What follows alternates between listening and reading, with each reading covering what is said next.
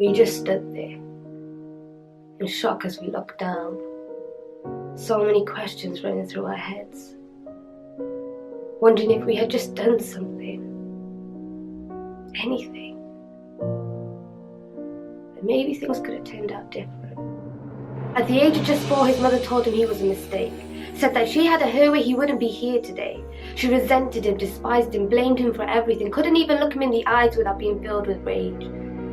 Said that he was the reason his dad walked out. That from the moment she knew she was pregnant, everything changed.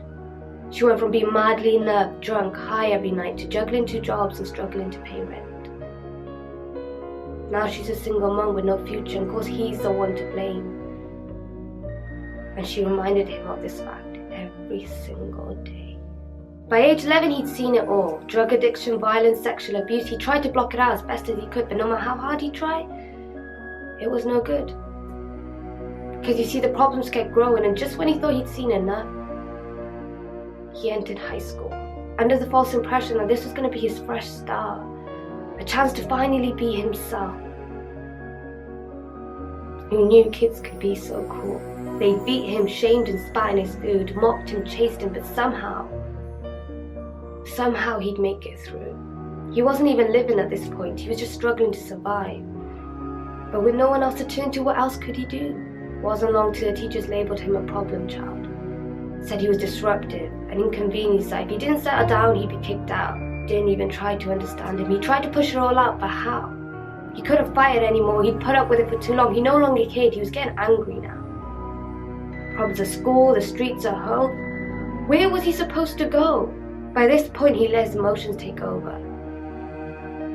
He was angry, violent, abusive, he'd completely lost control.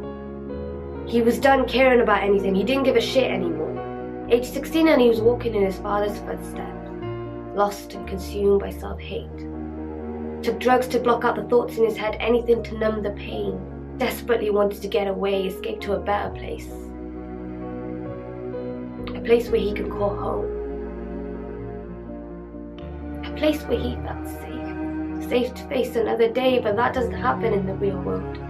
Because you see, there is no light at the end of the tunnel. Not for people in this place. Because you see, he wasn't a bad kid. He was just scared. Left to fight this world on his own, desperately wanted someone to care. It wasn't long till he gave in to it. He'd become someone he hates. He didn't want to fight it anymore, he'd accepted it. This was his fate. And just like that, he ended it.